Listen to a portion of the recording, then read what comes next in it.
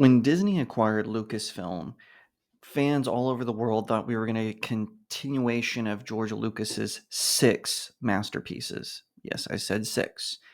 But instead, we got story arcs wrapped up in a narcissist therapy notes, that being head of Lucasfilms, Kathleen Kennedy.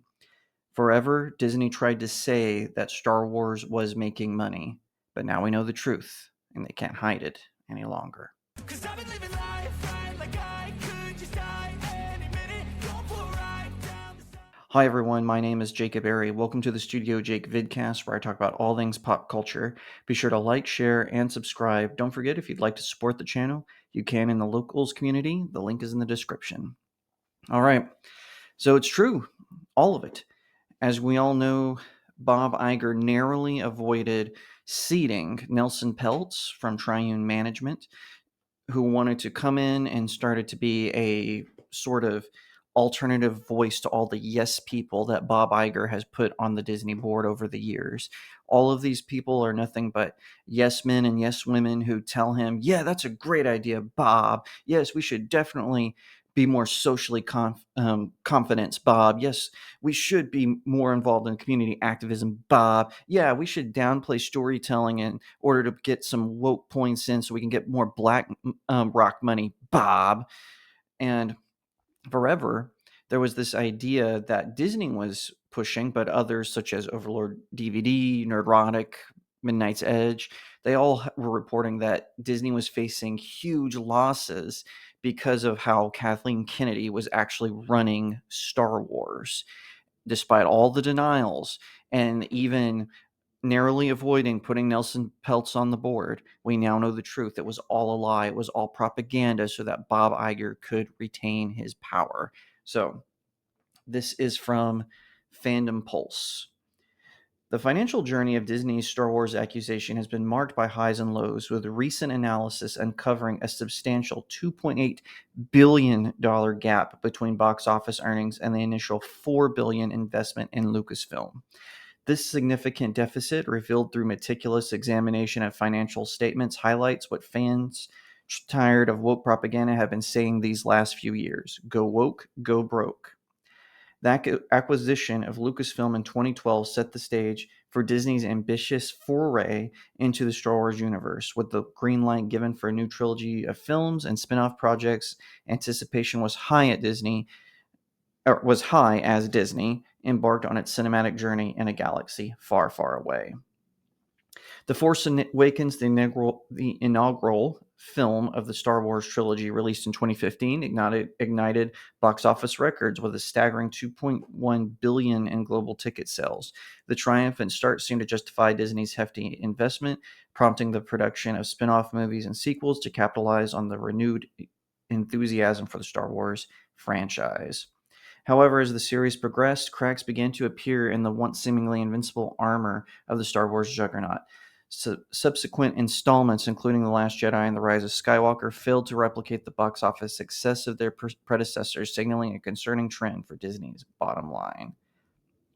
And then they go into some of the scandals that have happened at Disney, how they're constantly pushing the girl boss character, how they're deflating cool characters like Obi-Wan and Darth Vader and trying to make them seem like weak punks who, act like bratty teenagers instead of, Jedi Knights and Sith Lords.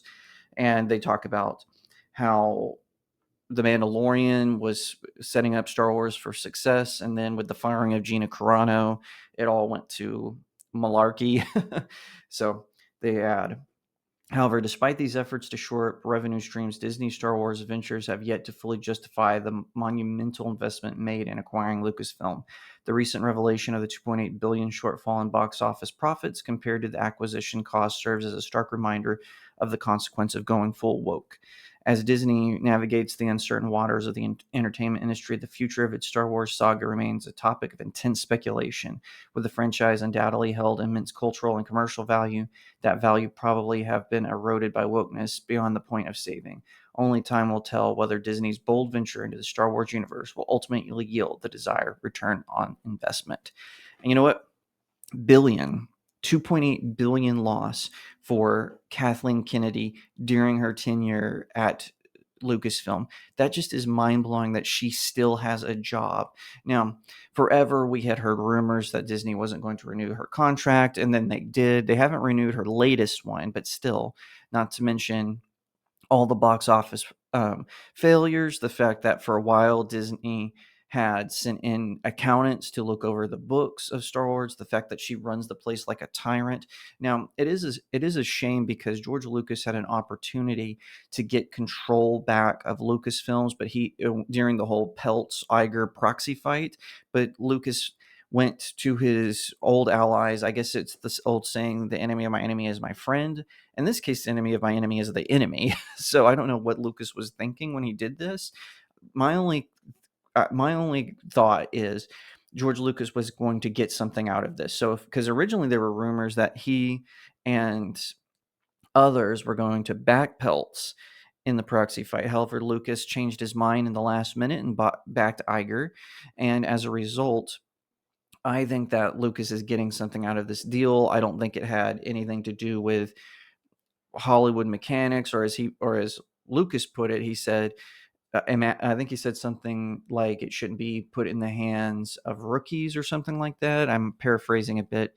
However, I think that over time we will find out that Lucas was promised something. So either that he'll get to direct his Disney sequel trilogy, the one he had planned, where the first part was going to be kind of this trippy experience for Luke to go into the Force and experience the wills and get to connect with the midichlorians, and then you were going to find out that the new Jedi Order was facing Darth Maul the whole time, something like that.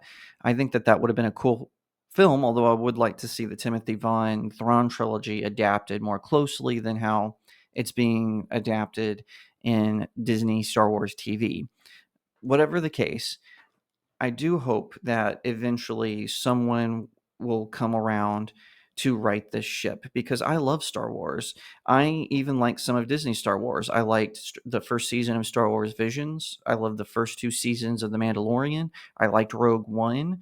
I like Andor for all of its flaws. I think Andor is a good show. I like the Clone Wars. And I just think that it needs to somehow be given into the hands that someone who loves and respects the old Star Wars and doesn't want to put a bunch of woke messaging in it. They don't want to put a bunch of DEI nonsense just because some mega James Bond villain organization like BlackRock or Vanguard have proxies on the board. I think that's absolutely silly. And I do hope that at some point we will get to see Star Wars return to greatness. Now I know that requires a lot of hope. I know that. But I want to see it happen because Star Wars was something that really tackled my imagination and really influenced me in my own writing and my own original stories. I've written two fantasy novels and a sort of urban paranormal fictional book. I've written some original stories, which you can read on my locals community. Again, the link is in the description. And all that to say, George Lucas made six masterpieces. Yes, I said six. And quite frankly, the prequel haters are the reason we got the Disney sequels. They are. They just couldn't see that it was a different point in the timeline of Star Wars. And so they threw massive hissy fits because, of course, yeah, the first Star Wars trilogy was darker because it was in the time of the Empire. The prequels take place during a time when it's sort of decadent up until the Clone Wars starts, and so it was a different style. But because of all that hatred that was aimed at George Lucas and the rest of the Star Wars team, where everyone was whining about that's why George Lucas ultimately decided to hand over the franchise to Disney. And what happened? Disney messed it up even worse. And we just have to be careful with our targeted criticism and not let random videos on YouTube influence us as a fandom. We have to be more cautious and we have to gatekeep. I used to be against gatekeeping. I wanted to welcome everyone in. But in this day and age, we need gatekeepers to protect the franchises we love. That includes Star Wars, that includes the Justice League, the Avengers, everything in that stratosphere, because the woke are coming for anime, and in fact they've already influenced it. Look what happened with Sega and the localizers. Look what happened with Crunchyroll and the localizers. Fortunately, Crunchyroll fired some of those. We can't let them get a hold of those things that we hold dear, that we enjoy as entertainment, because if we do, it's just going to get more expansive. The woke encroachment, I mean, is going to get more expansive, and it's going to infiltrate even more franchises. We've seen how it even got into Transformers. How did that happen? But it's happening because of these weirdo organizations like BlackRock and Vanguard, who aren't just, wanting to buy up all of people's lands and spike their rents. They're wanting to influence culture through a Marxist lens, which I find incredibly sinister. But with all that in mind, what does that have to do with Star Wars? Now we have the proof that Star Wars going woke is making them broke.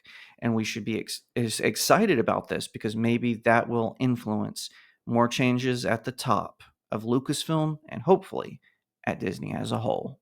'Cause I've been living life right like I could just die